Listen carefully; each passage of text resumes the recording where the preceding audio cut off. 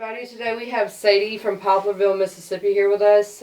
She has a pretty interesting story about her youth ministers in Poplarville growing up. Sadie, if you want to start off with your story, tell us what you had going on. Okay. So my name's Sadie. I'm 23 years old, and I live in Poplarville, Mississippi. I'm originally from the West Bank, but we moved here a few years after Katrina. My mom was a single mom, and at the time there was a recession. Obviously, I didn't know. I was a child, and it took us a minute to find a house here because the neighborhoods were just better here. But we found one, and with my mom being a single mom, raising two kids on her own, she had to work a lot of jobs. She worked almost 7 days a week, worked from like 7 o'clock in the morning until 9 o'clock at night. So we didn't have a lot of family. And even back in the city, we didn't have a lot of family either. So we found a church because we always went to church, and the church ended up becoming our family. And we went to that church for 8 to 9 years before I quit going altogether.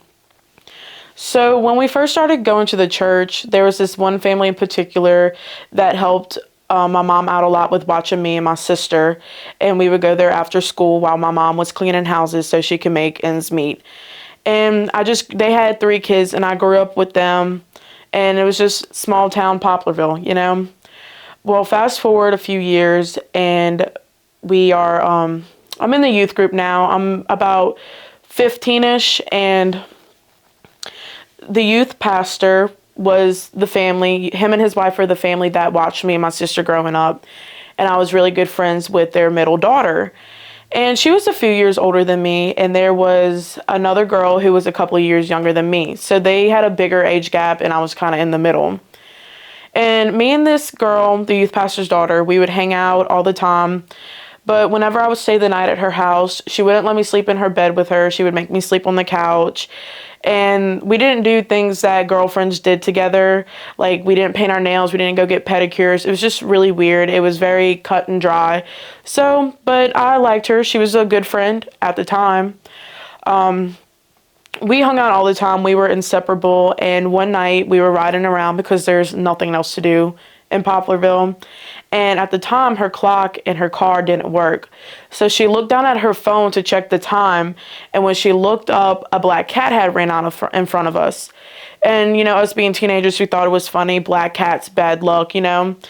And so a week later, a couple of days later, it's Wednesday night. We're going to youth group. And just in casual conversation, I was talking to the youth pastor, and I was like, oh yeah, like a black cat ran out in front of us while she was looking down, checking the time on her phone. It was so funny. And he was like, what? And I repeated myself because I thought he didn't understand what I said. And he was just like, okay. And he wouldn't look at me. Well, church is released, and afterwards we were going to go eat dinner at a local restaurant in town, and everyone was kind of on the sidewalk. Big church had let out, RAs, GAs, everyone was on the sidewalk. And when she gets out of church, the youth pastor, her dad, pulls her into the building, and all you just hear is people yelling. Like, it was so loud. I can't remember exactly what they said, but I just remember it being so loud and everyone just like looking around. And I just kind of dismissed it because I didn't realize what I said had so much weight to it. I didn't necessarily see a problem with it. To be clear, all you said was what had happened. You were at the back of the church, you checked the time on the phone, and a cat ran out, and you said y'all were just joking about that. Yeah, like when we were riding around, right. She was looking at the time, and her clock in her car didn't work. Uh-huh. So she looked down at her phone just to check the time. She was not texting and driving at all. She just looked at the clock. Driving. Yeah. Okay. And I was just telling him in casual conversation, I thought it was funny so that he was clear what had happened. Yes, and it was only that simple thing happened. Yes, that she just checked the time. And a black cat ran out, and y'all made a joke about it. Yes, we thought it was funny. Yes. Okay. That was it. And so I didn't think anything of it because to me it's not that big of a deal. Mm-hmm. So we go to the restaurant, and it's about 15 of us, and we're sitting down, and the youth pastor's wife, that is a tongue twister, the youth pastor's wife and which is her mom, comes up to me and she was like, you ruined a relationship with a father and a daughter, and it will never be the same again. Their relationship will never be good again because of you. And I was genuinely confused because I didn't think I did anything that bad. And so she was like, you need to apologize to them, and you need to apologize to everyone that was in the room. Over you telling him about y'all laughing about the black cat. Yes. So I'm just confused, and I'm like, okay. So I'm just standing up in the middle of the restaurant, which, mind you, there is other people eating there. And so, like, everyone's at this big, long table, and I was like, guys, I just would like to apologize for what I said. And I was apologizing for something I didn't even know was wrong. Like, I was confused, but I was just doing what the adult had told me to do. So I started crying, and a friend of mine was like, Sadie, you don't need to apologize. You didn't do anything wrong. And he was like, just quit crying and quit apologizing because you didn't do nothing wrong. And when I couldn't stand up for myself, he stood up for me, and I really do appreciate that. And so I just, like, I listened to him because he's real level-headed. So a few months passed. Me and the youth pastor's daughter, my friend, we hung out a little bit more, but it wasn't like it used to be. And now it's summertime, and D-Now rolls around, which that is a youth retreat. And normally I rode with my friend, but this time her mom was like, no, you can't ride with her, you're riding with me. The friend being? The youth pastor's daughter, okay. The one who looked at the time on the phone. Okay. And I just, like, before I went, the vibes were off, and I remember arguing with my mom. I was like, I don't want to go. Please don't make me go. I don't want to go. And she was like, you have to. And I was like, okay, well, can I please take my own car just in case if something happens, I can leave? And she was like, no. And I had invited a friend with me, but she had been there before. She knew people there, and her cousin was coming, so I didn't think it was a problem. But my mom was like, no, you're going. You've been to all of them before, and your friend's going. And I'm like, okay, fine. So when I get there, I go to get in my friend's car, and her mom was like, no, you're riding with me. I'm like, okay. So we load up in this big-ass Yukon, this fucking horse of a truck, and I'm sitting in the very back, and I keep seeing the youth pastor's wife, my friend's mom, looking at me through the rearview mirror, and I was just kind of like, okay. Well, on the ride there, my friend that I invited, her cousin, she was on the dance team at the school that one of my friends was moving to. And I was like, oh, like, my friend is moving to this new school. And I was like, she's in the band. Y'all can get to know each other. She has big red hair, is bright and vibrant. She's this funny girl. You wouldn't miss her. And that said friend's mom is mentally ill. And nobody wants to hear that about their child. Like, oh, somebody's telling you to bully your child, you know? And the youth pastor's wife texted my friend's mom that I was telling people to bully her at her new school. The one with the red hair? Yes. The bright, vibrant red hair. And, which that is word for word what I said. And I was like, she has big red hair and she wears it in a bun. Nowhere in there did I say to bully her. And, like, at the time, I didn't know that. So we get to the retreat. Didn't know what? Didn't know that the youth pastor's wife had texted my friend's mom. Okay. Which, crazy. Anyway, so we get to the retreat place, and it had been raining, and there was tile in the front, like the front entrance, and then there was carpet behind it. Where you take your shoes off. Yes. And they were like, hey, make sure to take your shoes off, just to everyone.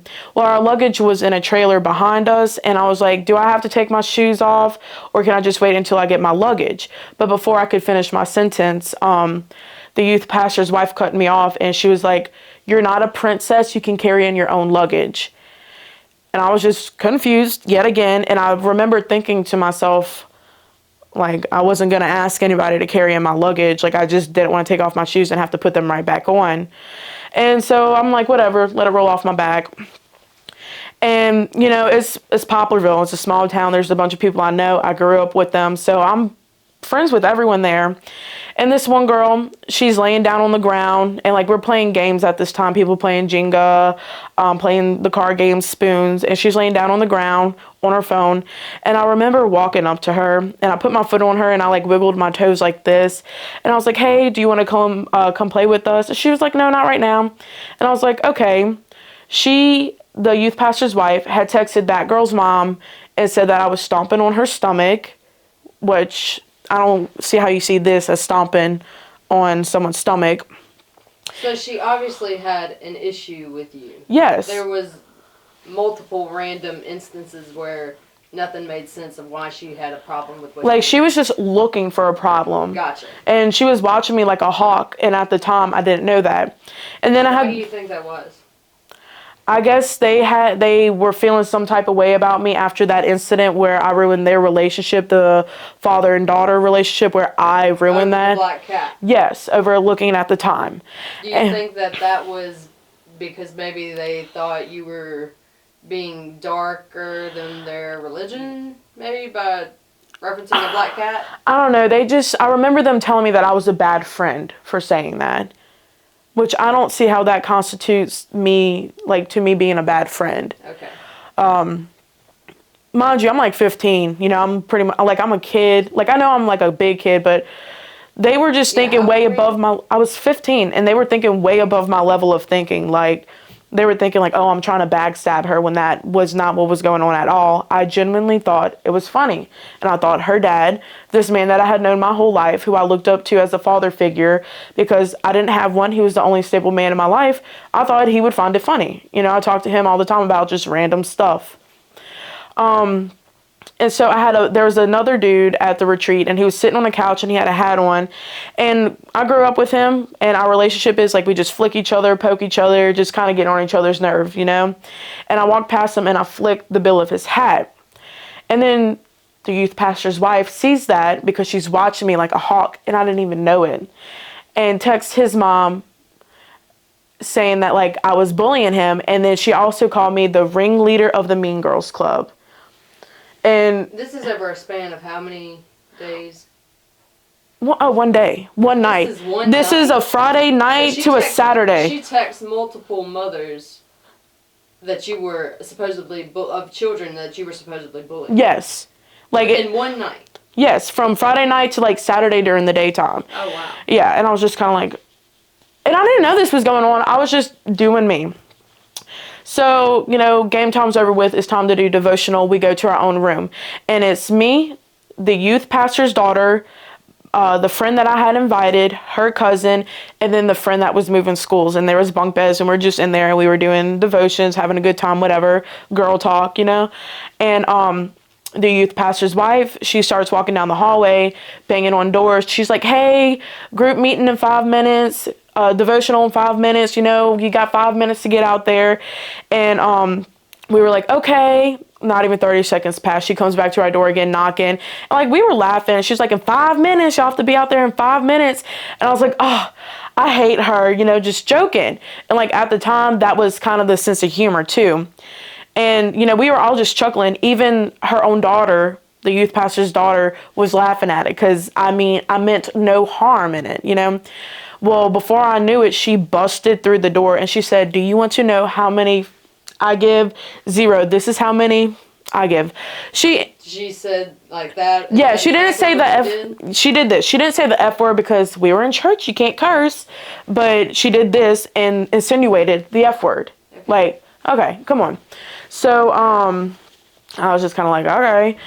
So we get our Bible and stuff and we go out to the common area, and it's devotional, and this table is shaped like a U, and there's probably about 45 people there, and the youth pastor's wife, the youth pastor, the pastor of the church, like the head pastor, and then a couple other chaperones were there, and the youth pastor, my friend's dad, pulled me to the side, but it was in front of everyone, but like he was like, hey, attention, he wasn't like that, but he, like in front of everyone, he was talking to me, and he said, I refuse to allow you to disrespect my wife like that.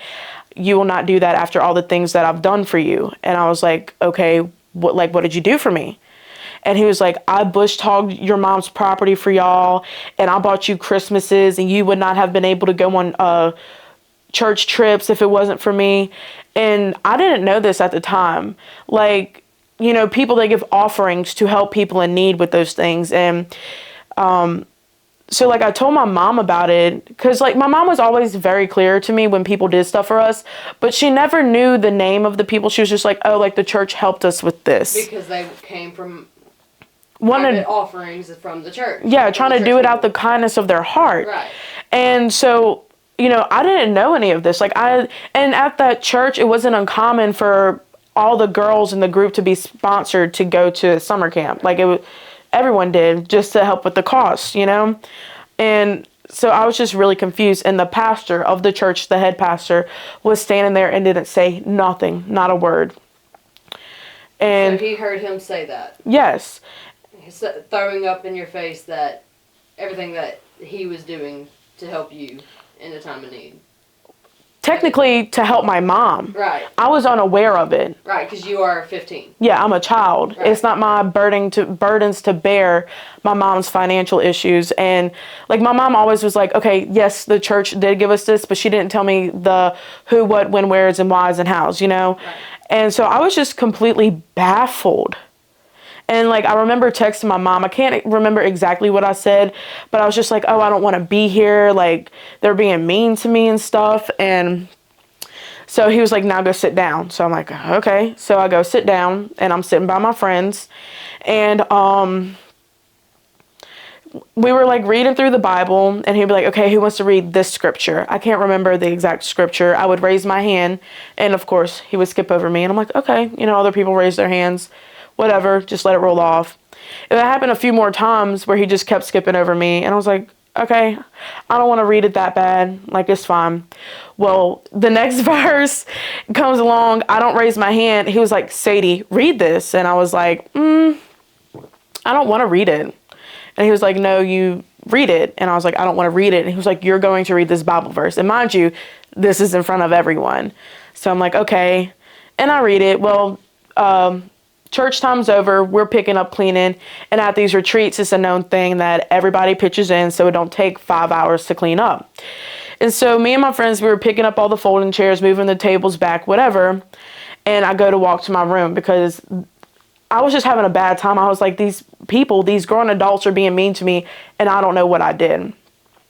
Well, the youth pastor's wife runs back there and she's like, what are you doing? And I was like, I'm going to my room. And she was like, you did not help pick up. And I was like, I helped pick up chairs. And she was like, no, you need to get in here and do these dishes now. And I was just like, okay. So I texted my mom. I was like, I just picked up chairs, but they're making me wash the dishes. And so I sat there and it was a bunch of dishes, crock pots, everything. And I'm washing all these dishes, and the youth pastor's wife is standing over my shoulder watching me wash every single dish. And the dishes were done. Like when I was done, like I wrung out the rag, whatever, wiped out the sink. And she was like, now you can go to your room. And I was like, okay. And so I texted my mom. I was like, can you please come get me? Can you please come get me? And another family at the church that we're still friends with, we love them, they had texted my mom. They were like, no, like just let her ride it out. Don't go pick her up. And my mom was like, my intuition is telling me to go pick her up. So my mom's like, okay, I'm coming to get you. So I'm packing up all my stuff at this time. And the youth pastor's wife comes in there and she's like, where are you going? And I was like, my mom is coming to pick me up. And she was like, okay. And at the beginning of the retreat, they had handed out everybody matching shirts to wear because that Sunday we were going to be standing on the altar and we were going to just tell stories and stuff and show pictures of what happened at that retreat. And she was like, well, I'll take that shirt back since you're no longer a part of our youth group. Which, mind you, I have been going to this church since I was 8 years old. We were there every time the doors were open. We volunteered. We went on mission trips. We were in the choir. My mom and I even cleaned the church. We would do nurseries and stuff. It was just baffling that basically she like kicked me out of church. And I was just like, okay, it's a shirt. So I'm loading up my stuff and my mom texts me. She's like, I'm here. And the youth pastor's wife barges in and she's like, your mom's here. You can finally leave now. And I'm like, okay, like, let me grab my stuff. Literally like, because I'm trying to go because like the vibes have been off the whole time. And she was like, you can go out the back door since you're a back door kind of person, and put her hands on me, like shoved me out the back door. And she had slammed the door so hard, it rattled every window in that building. And it wasn't a small building. It was like kind of like, not necessarily a condo, but it was like big. They had like 15, 20 rooms in it with multiple beds, and it was big. and nobody knew what was going on. So my mom picked me up. I can't remember exactly what happened, and I just remember not wanting to go to church that Sunday. But my mom was like, get up, you're going to church. And I was sitting in the pew, and everybody was on the altar. They were showing pictures and everything. And this family was sitting behind us, and she tapped me on my shoulder, one of the women sitting behind us. And she was like, Sadie, why aren't you up there? And I just ignored her because I didn't know what to say. My mom wanted to keep it hush hush. My mom had respect for that family, for all that they did for us and how close we were with them. And my mom didn't want to say anything mean to them because she respected them. She was like, let me calm down. And so a couple of weeks passed. Things kind of calmed down. I kind of quit going to church at this point. My mom was still forcing me to go. We would get into arguments about it. And my mom wanted to sit down with the pastor, the youth pastor, and his wife, and they would not sit down with us. And my friend's mom, the one that I supposedly bullied, the one that was going to the new school, she had texted my mom and was like, this is what the youth pastor's wife had told me. And she was like, you know, if I would have had a car at that time, I would have drove there and found Sadie. And like, she wanted to do things to me. Like, and she was like, but I talked to my husband, I talked to my son, and they were like, no, Sadie would not say that. And she even talked to my friend, and she was like, no, she wouldn't say that. But she just needed one more ounce of reassurance. So she messaged the girl that I said specifically. She has big, red, vibrant hair. And that girl told her specifically word for word what I said. And she was like, I cannot believe that the youth pastor's wife told me that. And like, you can't tell people that. You can't lie and say that so-and-so did this to your child. Because parents, you know, they're protective over their children. And my mom had screenshots of everything. The youth pastor and his wife, they would not sit down with us. And I just quit going to church. And I have memories at church since I was like 3-4 years old. It wasn't at that church, but I've been in church my whole life. Well, a year passes. You know, we don't talk to them anymore. We lived on the same street. We don't talk to them anymore. We see them pass by. We're like, okay, whatever. Well, their daughter that I was friends with, who was a few years older than me, she texted me out of the blue, and I was like, oh my gosh. I was like, oh, she texted me, and she was like, add me on Snapchat because I don't want to say this over text. So this is the youth ministers that have been terrorizing you. This is their middle daughter. Yes. Okay. And so I added her on Snapchat, and me and my mom, we were at Sonic, and she sent me this long message.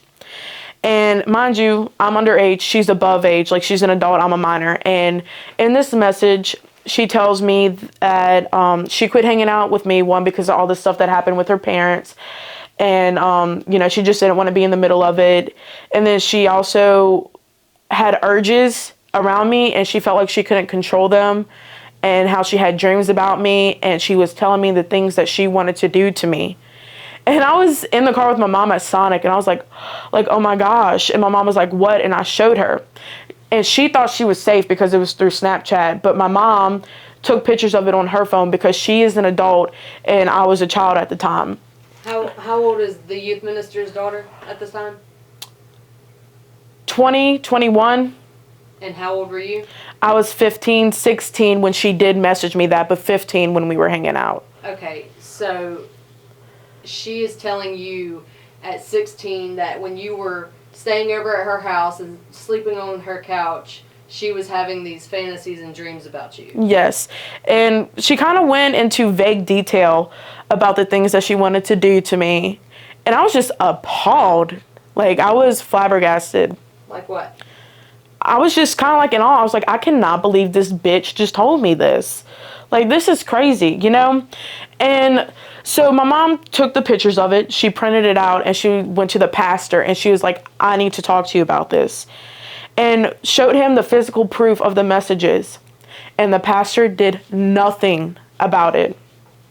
Nothing. And she was an adult and I was a minor. And it's not the fact that she was a woman flirting with another girl. It was the fact that she was an adult and I was a minor. And you know, if that was a man who did that, it would have been a much bigger deal. Well, her dad, the youth pastor, ended up getting sick. I think I quit keeping tabs on them after that. And she ended up leading the youth group because he was sick. She wasn't like the head leader, he still was, but he couldn't be there all the time. And that pastor still continued to let her, the youth pastor's daughter, the one who sent those nasty messages to me, lead the youth group. And me, if I was a parent, I would want to know if the person leading the youth group was a predator and my child was around them. It was baffling. And it really did hurt me a lot because they were like family to me. I seen that man kind of as like a father figure, like, you know, teenage girls, they dream about getting married. And I was like, okay, who can walk me down the aisle? And I was like, oh, he can, because he's the closest thing to a father figure. He would do anything for me. And for him to turn his back on me like that and like not even sit down with my mom, it just really did hurt me. And that happened in between the year of 2015, 2016, because it happened over a span of months. And I think I've been to church like 3 times since then. And most of the time I just get up in the middle and leave. Or I'm just miserable the whole time. And like, I believe in God, but I just have so much anger with the church, because church is the one place where you should be able to come as you are. People, they should be understanding. They should be willing to talk things out, because people are going to argue. There's going to be fights. There's going to be arguments, piston matches, whatever you want to call it. But they never sat down with us, nothing. And like when I got kicked out, you know, the church was like, of course, whispers spread, you know, they're like, and I just like, I quit going. And it was another family of the church, real good friends with them. And they had came to my mom's house. And this was like right after it happened. And they were like, you should have never picked Sadie up. Like, Sadie's dramatic, whatever. And my mom, I remember her getting kind of upset about that. Not even a week later, the youth pastor had kicked their children out. And I remember that the mom of that family came to my mom boo-hooing, crying, because she understood how bad it hurt. Because we were tight-knit. Like, it was like a neighborhood church. Like, everybody on this one road went to that one church, grew up together, went on trips together. And after that, another person got kicked out. After that, another person got kicked out. And our youth group went from 30 people any given Wednesday night, and it dwindled down to 2, and one of them being his son, the youth pastor's son. Wow. And I remember thinking, our blood is on your hands. And some of them, like one of the kids that got kicked out, he's going to school to be a pastor now. I'm really proud of him. But some of the other kids, including me, we kind of just strayed off. I know I need to work on my relationship with God and get over the anger that I have with the church, but it is really hurtful. Because all I have is me, my mom, and my sister. And they were my family, and they hurt me. And it sucks because I see them around everywhere, and I just have so much anger with them. And you would think that, like, okay, like, is God, like, this is the one place where we can all come together and put everything aside. And they never did.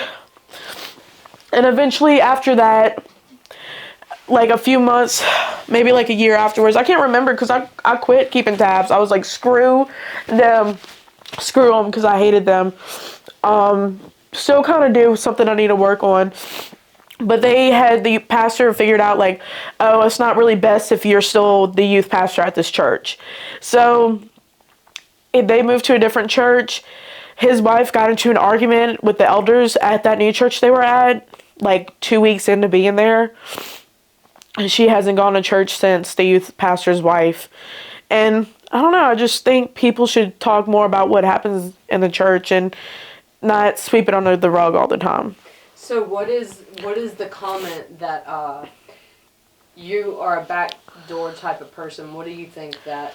Well, for the longest time, I didn't know what it meant. I thought she was calling me like shady, a snake, you know, whatever. And But I was telling my friend this story the other day, and before I could even finish it, she was like, oh, like she's being racist. She's telling you to go out the back door because you're half black and black people can't go out the front door. I'm not sure if that's what she meant, but I mean, it kind of sounds like that. It's an innuendo, kind of like with her saying, I give zero, like it's an innuendo to the word for fuck. So like she basically said it without saying it. I don't know. She sent this long message to my mom saying that I have all these personality disorders and I need mental help and something's wrong with me and how I'm just such a horrible person. A 15-year-old who still to this day I'm like, what did I do wrong? What did I do wrong? It just angers me that they continued to go to that church without wanting to sit down and have a conversation like adults. It makes me angry that they let a pedophile basically run the youth group. And I don't know if the whole church knows about that, but I know for a fact that the pastor of that church has seen those messages that she sent me, and he didn't do nothing about it until obviously the whole family ended up moving. So, and he lives his life around town. I see him driving everywhere. He lives his life like nothing ever happened. And he was like a dad to me, and that really does hurt me. So. Sadie, I appreciate you coming in and telling your story. Girl. I cried. I'm over here crying. Yeah, I didn't mean to get that emotional, but it does hurt. You got to sometimes. Yeah, a lot of anger. Because we were like this. They lived like 5 houses down from us, you know. Just really hurtful. But hopefully one day I can get back to where I was and go back to church every Sunday, Wednesday, Sunday morning, Sunday night, and clean the church and be in the choir and stuff. But I have some work that I need to do, some things to process. Okay. Well, we will come back to that Oh, one day. Yeah, one day. Thank you, Sadie. Thank you.